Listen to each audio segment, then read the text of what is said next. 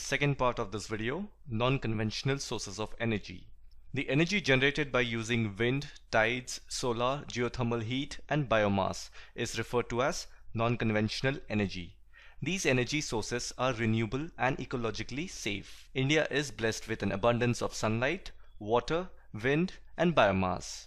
Now let's read about some of the non-conventional sources of energy. The first one is solar energy.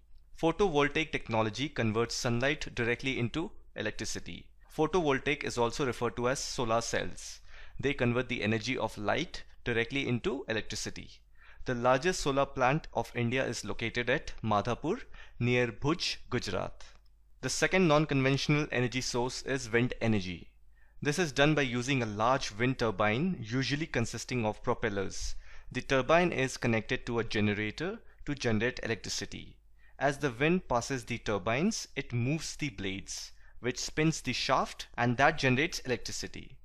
The largest wind farm cluster is located in Tamil Nadu, Andhra Pradesh, Karnataka, Gujarat, Kerala, Maharashtra and Lakshadweep. And if you look at these places, they all are located at coastal region. Hence, wind from sea is in abundance. The third non-conventional energy source is biogas. Biogas is produced in a biogas plant. Shrubs, farm waste, animal and human waste are dumped into the biogas plant. It is then heated to a certain temperature. The leftover is decomposed by the microorganisms under exclusion of light and oxygen. The final product is biogas and its main element is methane gas. Biogas plants are set up at municipal, cooperative and individual levels.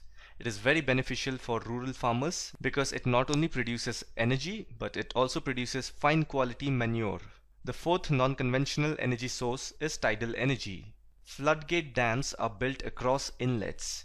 During high tide, water flows into the inlet and gets trapped when the gate is closed. After the tide falls outside the floodgate, the water retained by the floodgate flows back to the sea via a pipe that carries it through a power generating turbine. If you see, it's purely using natural force along with the help of mechanical process to generate electricity. In India, the Gulf of Kutch provides ideal conditions for utilizing tidal energy. Last but not the least, geothermal energy is another form of non-conventional energy source. When we break the word geothermal, we get geo, that is referred to as earth, and then we get thermal, which means heat. So in this, heat and electricity is produced by using the heat from the interior of the earth. We all know that as we go deeper inside the earth's crust, the temperature gradually increases. It is this heat that is used with water to produce steam, and then the steam is used to drive turbines and generate electricity.